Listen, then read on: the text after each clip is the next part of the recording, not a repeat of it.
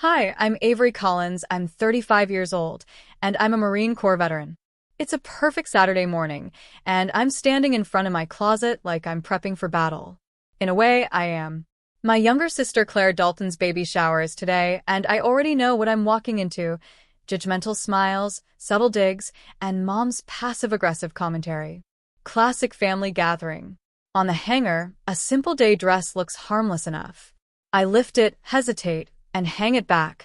My eyes land on my Marine Corps dress blues, perfectly pressed, buttons gleaming like a line of tiny suns. Last night's text from mom flashes in my mind. Avery, please don't wear your uniform to the shower. This day is about Claire. Of course it is. Claire, the golden child, a nurse who married a successful surgeon, Dr. Noah Dalton, bought the dream house in Maple Glen, Pennsylvania, and is 7 months pregnant. Claire, who will be celebrated today like she's just cured cancer. Meanwhile, I, who spent 10 years in the Marines and survived 3 deployments, somehow make everyone uncomfortable just by breathing. I pick up the uniform anyway. Slipping into it always steadies me. It's armor. If I'm going to endure pitying glances and whispered comments about being still single, I may as well go as my whole self, medals and all. As I dress, I wonder how family events got so exhausting. They used to be awkward.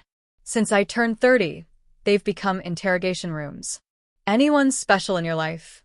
Avery? You know, it's not too late for kids, dear. Have you thought about freezing your eggs? Thank you for the reminder, Aunt Linda. It's not like I hate my family, I mostly love them. But days like this feel like entering enemy territory, where I'm the odd one out for not living Claire's version of success. Today is peak awkward because mom has choreographed the shower like a royal wedding. Pinterest perfect decorations, coordinated outfits, catering that probably cost more than my last car repair. I grab my keys. My old SUV waits. At the door, I pause. The gift. It's neatly wrapped on the counter.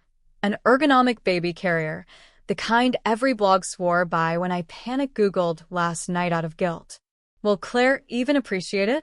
Probably not. Today isn't about the gift, it's about appearances. Everything always is. I load the box into the back and mentally brace for the 40-minute drive to Maple Glen, Suburbia Central, where lawns are immaculate, SUVs glisten, and residents are suspiciously enthusiastic about block parties. Halfway there, my phone buzzes. Mom, just checking. You're on your way, Avery? Please don't be late. Claire really wants you here. Sure she does. I blow out a breath and keep driving, fingers tightening on the wheel as I rehearse my polite, evasive answers. No, there's no one special right now. I'm focused on myself and my career. Yes, I'm happy. All true, and not nearly enough for this crowd. Pulling up outside Claire's house feels like stepping onto a movie set. The lawn is pristine, white tents ripple with pastel decorations. A sign on the front lawn reads, "Welcome Baby Dalton," surrounded by carefully arranged flowers. It's all so perfect it makes me want to roll my eyes and maybe throw up a little. I kill the engine, take a breath, and step out. Heads turn immediately as I cross the lawn in full dress blues. Conversations hitch. A couple of women I half remember from Claire's wedding whisper behind their sunglasses. I spot Mom by the entrance. Her eyes widen at the uniform, then narrow into that familiar blend of disapproval and "I told you so." Pearls. Pastel pink. Perfectly on theme. "Avery," she says in a bright, brittle tone, "you look official." Official. That's a new one. Before she can escalate the passive aggression, Claire appears in the doorway, glowing, hair curled just so, dress floaty and ethereal, hands posed on her bump like a maternity catalog cover. "Avery, you made it," she calls, voice loud enough to carry. "I wasn't sure you'd show, but here you are, always making an entrance." A few guests chuckle. I paste on a tight smile. "Good to see you, Claire," I say, handing over the gift. Her eyes flick down, then she pivots to the crowd. "Let's get started. We don't want to keep anyone waiting." Naturally. Before we go further, if you've ever had a family gathering that made you want to crawl under the table, drop a comment below, and don't forget to subscribe so you don't miss what happens next. Inside, The decorations are even more over the top. Coordinated napkins, a mimosa bar, and baby-themed trivia cards at every seat. Conversations swirl. Nursery paint, stroller comparisons, organic baby food. I stand near the bar with orange juice, because drinking before noon is frowned upon when you're the single older sister in uniform. Claire's friends cluster nearby, laughing at something I don't catch. One glances my way and lowers her voice. Classic. Across the room, Mom is animated with one of Claire's mother-in-law's friends, listing Claire's accomplishments like a highlight reel: her nursing career, lovely home, attentive husband, this soon-to-arrive child. It's like I don't exist. I hold my glass, uniform crisp, smile polite, ready for whatever comes next. The condensation slicks my fingers. My feet ache in polished shoes I never wear anymore. A server offers hors d'oeuvres. I shake my head and catch his raised eyebrow, like he's wondering why I'm here. So am I. Everyone fits perfectly. Suburban moms in floral dresses with perfect hair, radiant with belonging. Then there's me, pressed uniform, medals gleaming. A reminder I'm not part of this Pinterest tableau. But this isn't new. I've always been the one who didn't fit, long before I enlisted. I remember being 8, scraped knee in the backyard, while Claire twirled in a princess costume, holding court. In high school, she dated the football captain and got homecoming nominations. I drilled with ROTC and spent weekends at the range. The gap widened after graduation. Claire went straight to nursing school and started dating Noah, a perfectly respectable surgeon from a perfectly respectable family, while I shipped out to boot camp and later to places I still don't talk about over brunch. Mom's pride in Claire was effortless, eyes lighting at every announcement: engagement, wedding, pregnancy. When she spoke of me, she wore a tight smile, as if my accomplishments didn't translate for her friends. The memories sit heavy as I glance at my dress blues, medals that speak of grit and sacrifice, ignored here like gaudy accessories. A group near the front laughs too loudly, and Aunt Monica throws me a glance. No doubt I'm the topic. Single is a condition to be diagnosed in this crowd. Across the room, Claire basks in her orbit and catches my eye. Her smile widens, polite on the surface, edged underneath. The message is clear. She's winning, and I'm a prop in her perfect narrative. I straighten, armor settling. I didn't wear this to provoke. I wore it to be my whole self. I'm done shrinking to fit. A woman with a practiced smile approaches. You must be Claire's sister. Avery, right? The Marine. That's all I am here, Claire's sister. The Marine. Yes, I say, shaking her hand. She leans in.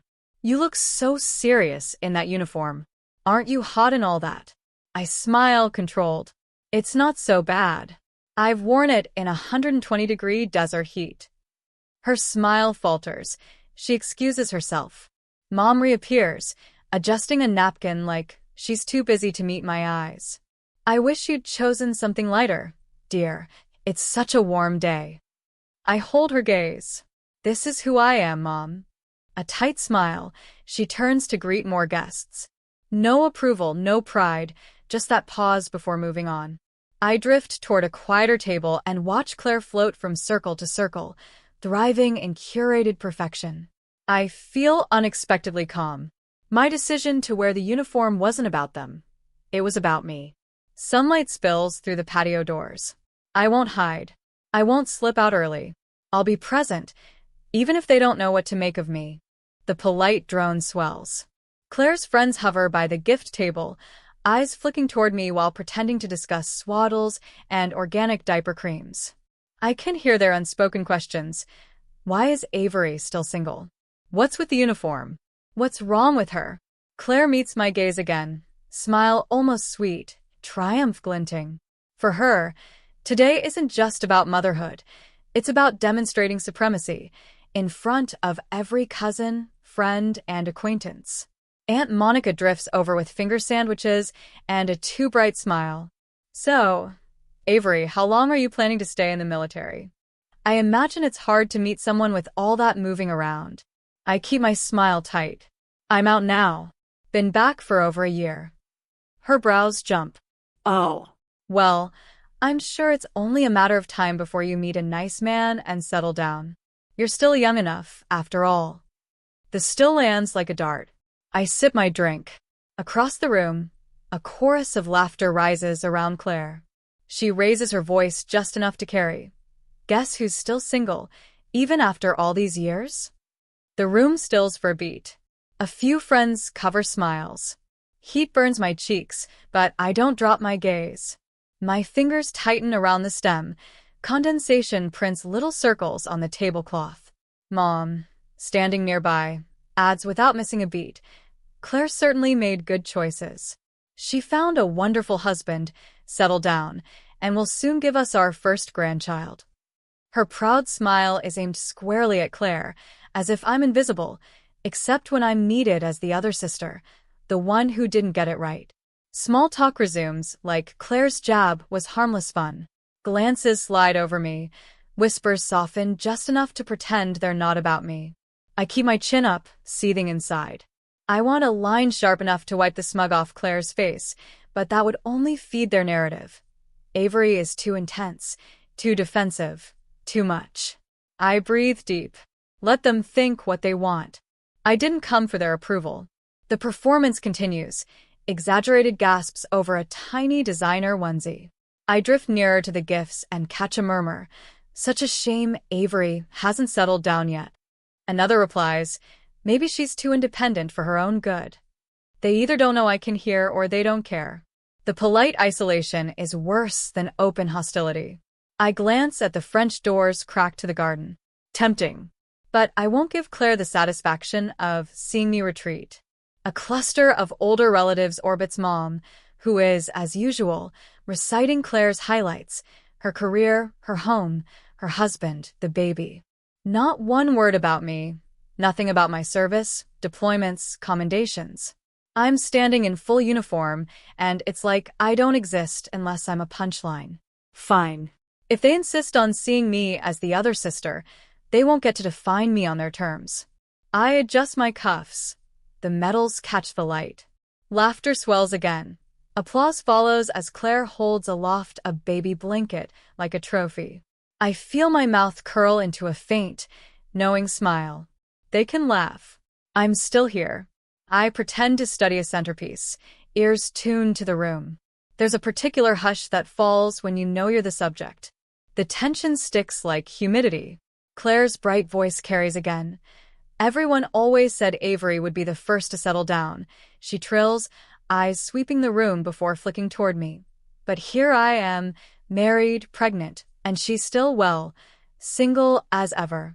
The room doesn't roar, but a ripple of polite encouragement moves through it. Mom steps in, smoothing while sharpening. Well, not everyone takes the traditional path. But Claire has done everything right. Wonderful husband, beautiful home. I stand frozen, spine straight, glass steady, so it won't tremble. Humiliation is cold and precise. Claire lands one more. At least I'm making sure Mom and Dad get a grandchild while they're still young enough to enjoy it, right? Chuckles answer. The orange juice tastes somehow both too sweet and too bitter. I've endured worse. Drill instructors screaming inches from my face, weeks sleeping in dirt. None of it prepared me for the way your own family can cut you down while smiling, how they weaponize politeness. I set my glass down, afraid I'll crack it in my hand. The air is heavy. Claire soaks up another compliment. I step back, eyes seeking an exit. The garden doors beckon. My fingers brush my jacket front to steady myself. I slip outside. Cool air hits like a rinse. The landscaped quiet is a mercy after the babble inside.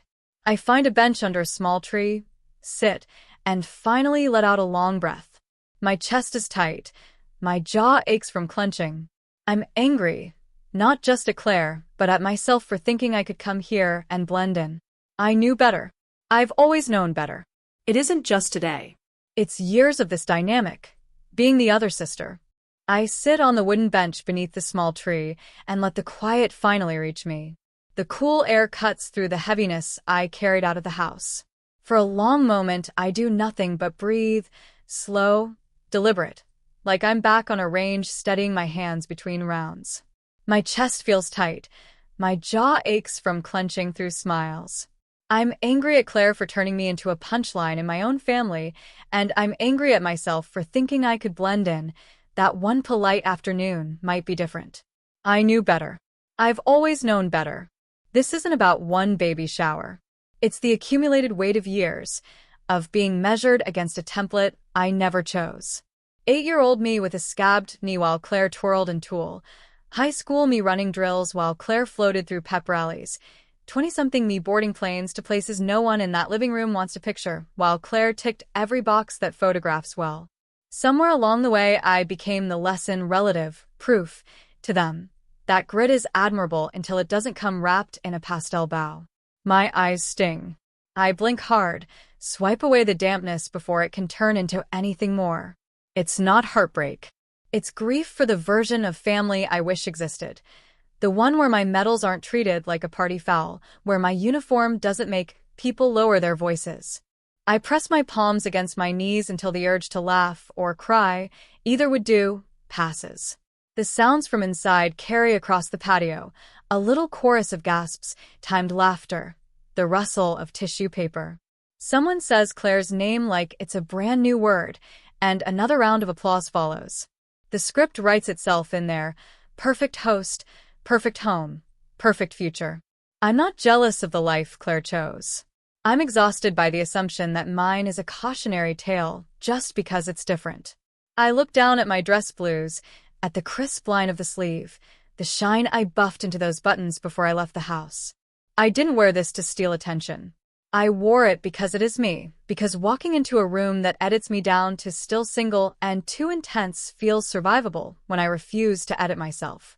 If that makes people uncomfortable, maybe that discomfort belongs to them. I inhale, counting to 4, hold for 4, release for 4. The muscle memory of control returns, quiet and steady. Out here, away from the candle-sweet air and curated small talk, the noise in my head drops to a hum. I think about how many times I've chosen not to correct someone, not to push back, not to name the cut when it's delivered with a smile. Every time I told myself it was strategic. Maybe it was just survival. A breeze lifts the edge of the tablecloth on a nearby patio set, and a ray of sun flashes off my medals. I catch my reflection in the sliding door, shoulders squared, chin up, and I recognize myself, not the version conjured inside. I'm not here to prove anything.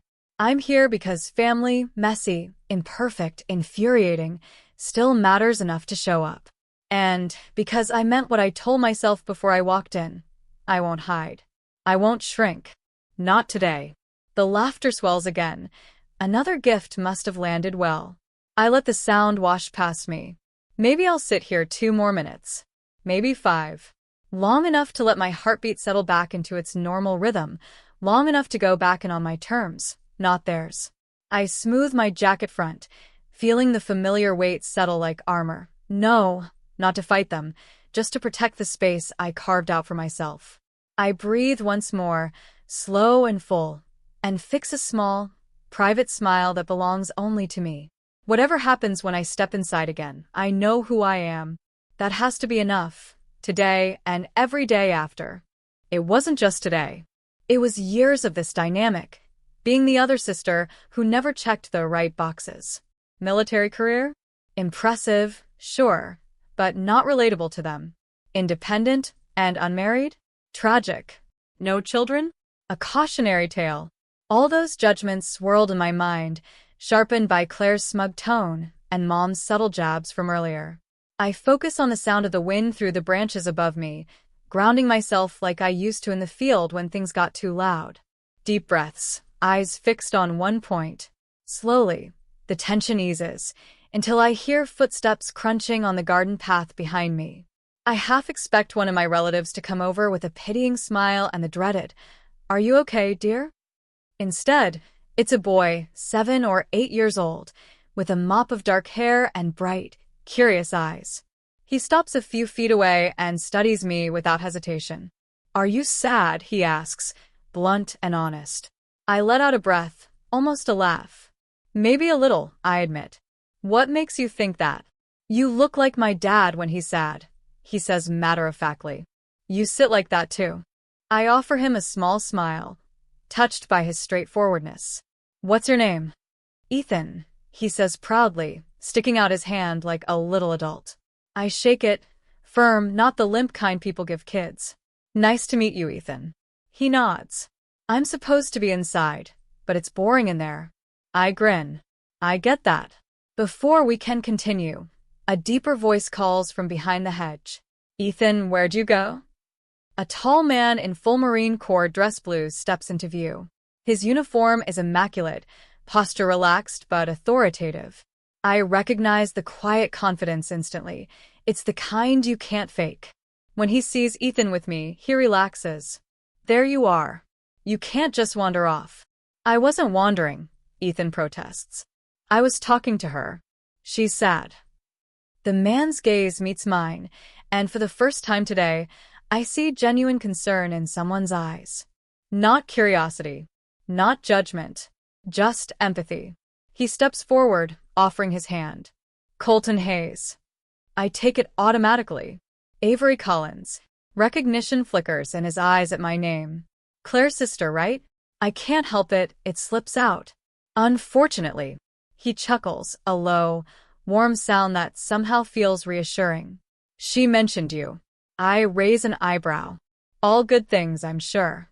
His smile widens slightly, but he doesn't answer, and I respect that. Ethan, let's give Avery some space, he says gently. She doesn't mind, Ethan says firmly. She's nice. I laugh despite myself. It's fine. Colton hesitates, then says, if you don't mind a little company, we can stay. We're late to this whole thing, anyway. That catches my attention. Not exactly our usual scene, he adds, and I instantly know this man doesn't feel like he belongs here either. Ethan drops down on the grass and starts picking apart a dandelion. Colton sits beside me on the bench, leaving space. Didn't expect to meet another Marine here, he says. I glance at him, surprised. Active or retired? Retired. Brigadier General. Just moved back to Pennsylvania a few months ago. Of course. A general. Leave it to Claire to have a general on her guest list. Claire invited you? I ask. He nods. We worked together when she did a rotation as a Navy nurse at one of our bases overseas. That catches my attention, sharp and immediate. I keep my face neutral. Small world. Ethan proudly holds up the dandelion. This is for you. I take it, genuinely touched. Thanks, soldier. I needed that. Colton meets my eyes again, steady and kind. Looks like Ethan made a new friend. Looks like it. I agree quietly, and for the first time all day, I don't feel completely alone. Colton stays beside me on the bench, an easy, quiet presence while Ethan dismantles the last tuft of his dandelion. The noise inside crests again. Another round of applause, another burst of curated delight. I roll my shoulders back, the familiar set of my dress blues returning like a reset. I didn't come here to hide on a patio. Ready? Colton asks, not a push, just a checkpoint. Ready? I say, and I am. We head in together. Ethan trotting a step ahead, through the French doors and back into the hum of conversation, tissue paper, and pastel perfection. The air is sweeter in here, heavy with candles and sugar. I keep my stride measured. Colton keeps pace. A couple of heads turn, then a few more. The shift starts small. Voices drop, eyes refocus. It's not the uniform alone. It's the way we wear them. Mom spots us first. For a heartbeat, she looks like she can't decide whether to scold me for leaving or orchestrate me into the nearest photo. Her gaze snags on Colton's insignia. Her posture lifts. Avery, she says, bright and careful. There you are. To Colton, welcome. Ma'am, he replies with an easy nod. Across the room, Claire is mid-opening a gift, paper fluffed like a halo around her. She glances up and pauses. The smile stays, but it tightens at the edges when she clocks Colton beside me. She recovers quickly, lifting a tiny sweater as if it's a crown jewel. Isn't this adorable? Claire trills to her circle, then to us louder. Avery, you're back. We were just saying how it's been ages since you joined in. A few polite chuckles. I offer a neutral smile and take a place near the side of the room, standing at ease, hands light, shoulders square. Ethan folds himself into a chair by the aisle like he belongs anywhere he sits. Colton stops a step behind my shoulder, not assuming center stage, just there. Aunt Monica materializes with that hostess ally energy. "General," she says, eyes flicking respectfully to Colton's rank. "So nice to have you." "Retired," he corrects gently. "Still," she says, warmer now. "Thank you for your service." The phrase lands differently when it's simple and meant. I nod once. Colton returns it. The party script resumes, another bag, another cascade of tissue, another chorus of "oh how sweet," but the room's attention isn't as tightly braided around Claire as before. It threads in our direction, then back, as if learning a new rhythm. Mom edges closer to me, keeping her voice low. "You could sit, dear. It's a long program." "I'm fine standing," I say. It isn't defiance. It's the truth. From the gift table, Claire lifts her chin, sweet as syrup. "You know," she says to no one in particular and everyone at once, "I always thought Avery would be first to settle down." But she lets the sentence hang, a well-practiced ellipsis. Life has a sense of humor. A ripple of small, careful laughs. I steady my breath, count 4 in, for hold, for out. Colton doesn't move, doesn't flare, doesn't bristle. He just speaks, even and cordial, pitched to carry without straining. "Life has lots of paths," he says. "Most of them don't fit on a registry." The line isn't a jab. It's a fact. But it lands. The laughter thins into a hush. A couple of heads turn back to me with something like reconsideration. Claire's smile brightens a notch too much. "Of course," she says, feathers smoothing. "We all choose what works for us." I keep my voice level. "Exactly." Aunt Linda swoops by with a tray, relief in her chatter. "Finger foods?" No one can argue with spinach puffs. A few people laugh for real this time. The air loosens. I step one pace forward to the mimosa bar, set my empty orange juice down, and thank the server. He gives a short, respectful nod he didn't give me earlier. Maybe I imagined the difference. Maybe I didn't. Mom addresses Colton now, pleasant and precise. "You and Claire work together?" "Briefly," he says. "Different lanes. Good team." Claire beams at the word team like it's a spotlight. "It was an honor," she says smoothly, and the room nods along. A new gift appears, and the performance rethreads. Another onesie lifted like a victory flag, another paper swirl applause. The machine hums. But the edge is gone, that gleeful little ripple that followed the earlier jokes. It's quieter now, or maybe just clearer. I'm not a punchline. I'm a person, in uniform, in my own body, taking up the space I've earned. I find my place by the aisle again. Ethan tips his head up at me. "Still sad," he whispers.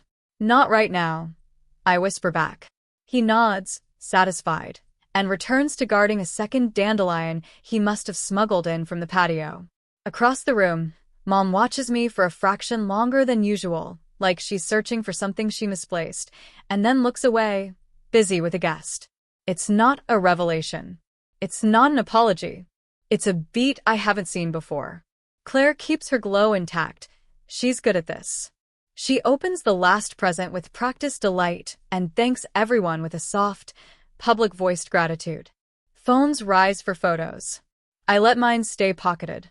I stand where I am, steady and present, not performing, not shrinking.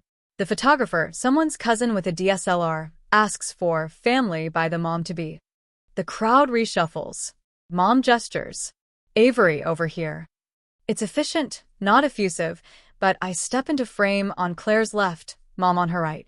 Noah slides in, arm gentle around Claire's shoulders. The shutter ticks. I don't force a grin. I give the camera a clean, small smile that feels like mine. When the photos break, I step back to the edge again. Colton nods once, a quiet check-in. I return it. For the first time today, the room isn't pressing on my ribs. It's just a room. And I'm just me. Exactly enough. The gift opening winds down, and the room dissolves into clusters, photo trades, calendar talk, nursery, pain debates. I stay near the aisle, present but not orbiting. Colton lingers a respectful step off my shoulder. Ethan hovers within range, turning his dandelion stem into a tiny green question mark. Mom ushers us toward the dessert table, like a practiced air traffic controller. Cupcakes? Lemon bars, she offers, voice bright. I take water. Colton nods for the same.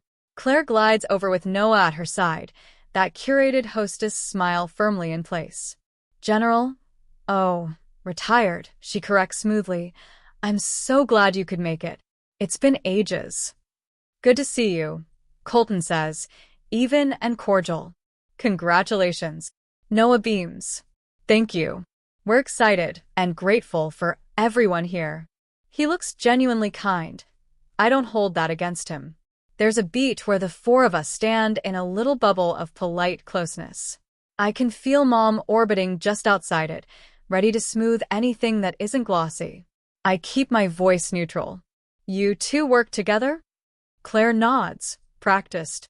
Briefly, when I did that Navy nurse rotation overseas. Colton's answer is simple. She was solid on the floor. Busy base. Which base was that again? Noah asks, curious. Bahrain, Claire replies smoothly. Last spring into summer. Colton tips his head, thinking. I rotated through Bahrain late fall, he says mildly. We had Navy nurses earlier that year, though. It's offered like information, not correction. Claire's smile holds. Right. Mine was earlier than yours. Her hand smooths the line of her dress, a tiny motion anyone else would miss. Noah nods, satisfied. I take a slow sip of water. Either way, small world, I say and leave it there. Aunt Monica swoops in with a plate. If anyone skips the lemon bars, I'm offended. Colton smiles. Offense avoided. He takes one. Ethan eyes it like a hawk until Colton breaks the bar cleanly in half and passes him a piece. Permission, he prompts. Please, Noah says, amused, and Ethan pops the bite into his mouth, victoriously crumbed. More guests drift over. A cousin asks Colton about transition to civilian life. Quieter. Different kind of paperwork, he says, and a few people laugh. Someone thanks him for his service again. He accepts it the same way each time, without theater.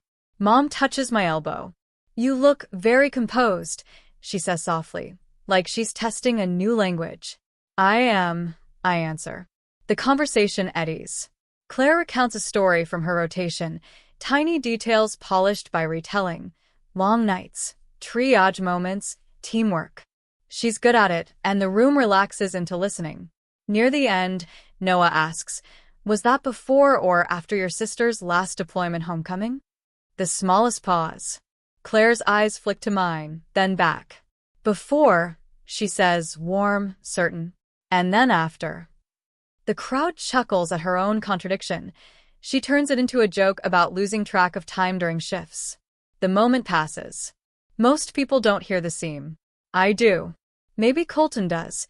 He says nothing, just rests his water on a coaster with the kind of care you give to glass. I keep my face open. Well, I say lightly. Either way, sounds like you handled a lot. We all do our part, she replies. The line lands perfectly centered, because that's Claire's gift. The circle loosens. Guests peel off. The playlist softens. Noah gets pulled into a conversation about car seats. Claire turns to a new group, laughs on cue. Mom exhales as if a minute she'd been holding has finally finished. Colton glances at me. You doing okay? It's quiet, not performative. Better, I say, and it's true. Ethan points at my ribbons. What's that one? I kneel slightly, so he can see. Campaign ribbon, I tell him. Means I did my job where it mattered.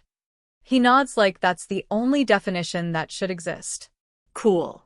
Across the room, a couple of those earlier whispers look over, and then look away, not mean, just recalibrating. The energy is different now, not adoration, not pity. Something steadier. The party keeps being a party. I keep being me. No speeches. No scene. When the caterer announces coffee, Mom touches my sleeve again. Do you want to sit with me for a minute?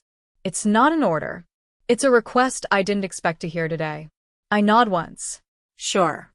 We move toward a small table near the edge of the room. The hum of the crowd folds around us, like ordinary weather. Colton gives a small nod. I'll be nearby, and steers Ethan toward the dessert again, easy as breathing. I take my seat across from Mom. She folds and unfolds her napkin, then looks up. There's no speech forming on her lips. Just something unpracticed. I wait. I've learned patience in far harsher places than a living room dressed in pastels. We sit across from each other at the small table on the room's edge, me with water, Mom with coffee she doesn't sip. The party hums on, clinks of china, soft playlist, scattered laughter. For once, no one is watching us. No audience. No stage directions. She folds her napkin once, twice, then smooths it flat. When she looks up, the bright, hostess smile is gone. What's left is unfamiliar, tentative, almost careful. You look very poised today, she says first, like she's testing the ground. Thank you, I answer. I keep my voice neutral, open. Her eyes flick to the dress blues, then back to me. I know I asked you not to wear the uniform. A beat. I understand why you did. I wait. Silence isn't a weapon here, it's space. She exhales, quiet. I plan these things, she says, a small shrug toward the room, because it helps me feel in control. It's silly, I suppose. It's your way, I say. It's not an accusation. Another tiny pause. Sometimes my way makes you feel less seen. It's not a question. I hold her gaze. Sometimes, I say even. Especially when the jokes start. Her mouth tightens, remembering. I heard them, she admits. I should have. She stops short of finishing the sentence and sets the cup down so softly it doesn't click against the saucer. You've done difficult things, Avery. I nod, once. So have a lot of people in this room. I say because it's true. Yes, she agrees, still careful. But in different ways. I haven't always known how to talk about yours. Another breath. That isn't your fault. The line sits between us like something delicate we're both afraid to disturb. I don't fill it with reassurance. I don't minimize it. I let it exist. From across the room, a burst of laughter rises and fades. Claire's voice floats briefly above the rest, polished, effortless, then blends back into the party. Mom glances toward her, and then to me again. You and your sister chose different paths. It's simple, not a defense. I want to celebrate her today. I know, I say. And I do. And, she adds, a word she has to pick up and carry. I don't want celebrating her to mean diminishing you. Her hands flatten the napkin one more time. I'm working on that. It isn't an apology wrapped in confetti. It isn't a speech. It's a hairline shift, real enough to feel, small enough not to spook. I can meet that. I'm here, I say, because she matters to me. And you do. She nods, eyes brightening a fraction. I'm glad you came. Another glance at the medals catches a stray beam of light. And you look, she searches for the right word, strong. I don't deflect it. Thank you. A shadow crosses the table. Colton pauses at a polite distance with Ethan in tow. Coffee run. Either of you need anything? I'm fine, I say. Mom shakes her head with a small smile. Thank you. Ethan wiggles a crumb-dusted wave and disappears with Colton toward the dessert bar. We sit another moment in the soft, ordinary noise. Mom picks up her cup and finally takes a sip. The tension in her shoulders loosens by a notch you wouldn't notice if you weren't looking for it. Will you stay for cake? She asks.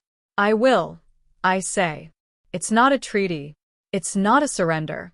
It's just the next right step at a small table in a pastel room where, for once, the two of us manage to talk without costumes. Across the way, Claire is lining people up for one more photo. Phones lifted, chairs scooted, the choreography she excels at. I stand when Mom does. We carry our cups to the tray together, set them down, and return to the room as it is. Not as I wish it were, not as she planned it to be, but steadier than it was an hour ago. The coffee trays cycle out, and the murmur gathers near the dessert table. Someone announces cake, soft cheers, chairs scrape, silverware taps. I join the semicircle while Claire takes center, palms poised on the knife, Noah's hand at her elbow. The phone screens float up like little moons. Ready? Noah asks her. Gentle. Always, Claire says, bright and polished, and they press the knife together through the frosting. Applause blooms. Plates pass hand to hand. I accept one and step aside so others can close in. The sugar-sweet air returns, but it doesn't feel suffocating now. Just a party being a party. Mom touches my shoulder lightly. Vanilla or chocolate? Dealer's choice, I say. She smiles, small, real, and hands me vanilla. Across the way, Aunt Monica corrals cousins for another round of photos. Aunt Linda defends the last lemon bar like a national treasure, which actually makes a few people laugh out loud. Colton stands behind Ethan, guiding his fork strategy so the cake makes it to the plate more often than the table. Claire rotates toward a fresh cluster, plate in one hand, napkin in the other, receiving compliments like she was born with a receiving line. When her eyes skim past me, the smile she gives me is tidy and camera-ready. I return one that is smaller and mine. A guest near me murmurs, "Lovely house." It suits her, I say, and mean it. Mom edges in for a quick picture of me with my plate, something I'd usually dodge. I let her take it. She checks the screen, nods once, and doesn't ask for another. Progress can be quiet. By the mimosa bar, Noah thanks guests, attentive and steady. He reaches us with an easy warmth. Avery, glad you could make it. Me too, I answer. It lands without static. Colton and Ethan drift back toward our side of the room. Ethan's grin is frosting smeared. He lifts his plate like a trophy. I didn't spill. Mission accomplished, I tell him. He beams harder. The playlist softens to instrumentals. The crowd thins by degrees. Gift bags find hands. Hugs are exchanged in neat intervals. The air turns lighter, the way a room exhales after the crescendo. Mom folds into a quick embrace that doesn't linger long enough to become awkward. Thank you for coming, she says into my shoulder, then out loud, steady. I'm proud of you. Not a declaration to the room. To me. I nod once, absorbing it, not needing it to be bigger than it is. Claire approaches for the final round of goodbyes. Her posture is impeccable, mine is too. Thanks for the gift, she says, voice pitched for sincerity. You're welcome, I say. It's a good carrier. She nods, a fraction too brisk, then adds, see you soon. It's choreography, but it lands clean. I step toward the French doors with my empty plate and napkin, bin them, and let the patio air skim over the collar of my dress blues. The garden is the same as earlier, orderly, styled, but it doesn't feel like an escape hatch now. Just outside air. Colton catches up for a moment at the threshold. You good? I am, I say, and I am. Ethan wiggles a goodbye. You can keep the dandelion. I tap the press stem in my pocket. I will. We exchange a nod, no ceremony, no promises, and they rejoin the slow-moving stream of guests. I cross the lawn toward my SUV, past the welcome baby Dalton sign that lifted so many phones a few hours ago. The sunshine is still out, indifferent and generous. At the car door, I pause and look back once.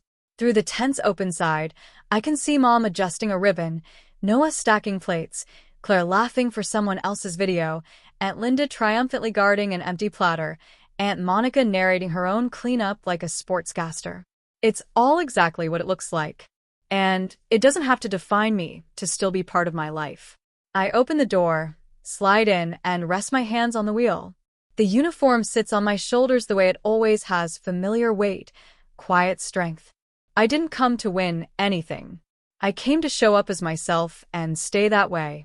I did. Engine on. One breath in, one out. I check the mirror. Chin up. Forward. I pull away from Maple Glen, take the long route back, and let the day shift into distance behind me. No bitterness, no performance, just clean road and a steady heart. I take the back roads out of Maple Glen, windows cracked just enough to let ordinary air replace the sugar sweet of a tent. The rhythm of tires over seam steadies into something like breath. I don't replay every comment. I don't need to. The day files itself without my help, scenes labeled, noise drained, edges softened. A few turns in, the sun shifts, glancing off the edge of my medals where they rest against the seatbelt. I ease a hand into my pocket and find Ethan's flattened dandelion. More crease than flower now. I slide it into the notebook I keep in the console, press the cover closed, and feel the small satisfaction of giving something fragile a place to live. Red lights come and go. On one of them, I catch my reflection in the rear view. Collar square, shoulders even, eyes clear. Not triumphant. Not wounded. Just aligned. The word fits. I think about Mom at that small table, about the care in her pauses. Not an overhaul, not a transformation, just a shift you notice if you're paying attention. I think about Claire's choreography, how the room answers to it and how I didn't. Not by sulking, not by grandstanding, by standing as myself. I think about Noah's steady warmth, the easy way he holds the space around her. The story writes itself without villains today, and that feels truer than the versions I sometimes tell myself when I'm tired. A long stretch opens up, trees shouldering the road. I let the speed settle a few miles under the limit and let the quiet do its work. There's a kind of peace that comes after choosing the same thing in a dozen small ways. Posture, tone, when to speak, when not to. It adds up. It always has. Closer to home, I plan the first 10 minutes the way I used to plan gear checks. Key on the hook, jacket open then hung, shoes brushed and set, dress blues laid flat across the back of a chair until I can steam the travel creases, ribbons wiped with a soft cloth, notebook on the shelf with the dandelion pressed between its pages. Routine isn't a cage. It's a place to set things down. I park, kill the engine, and let the cabin go quiet before I move. The neighborhood is itself, dogs, a lawnmower 2 streets over, a kid's laugh ricocheting off a fence somewhere I can't see. I step out, lift the gift bow ribbon I'd stuffed into the door pocket without thinking, and toss it in the bin by the stairs. No souvenirs I didn't choose. Inside, I do what I told myself I would. Key, jacket, shoes, uniform, each to its place. I wipe the medals with the corner of a cotton tee until they lose the last of the tense fingerprints. The notebook goes on the shelf, the press stem tucked inside like a bookmark on a page I'll remember without reading. Water. Shower. The kind of deep breath that only happens when the day is firmly on the far side of a door. I don't reach for my phone. There's nothing in it I need to rewrite. Later, I sit by the window with the last of the light and let the spine uncoil from between my shoulder blades. I don't script future holidays. I don't bargain with old patterns. I make one decision. I'll keep showing up as myself and leaving as myself, whether the room adjusts or not. That's the job. That's the win.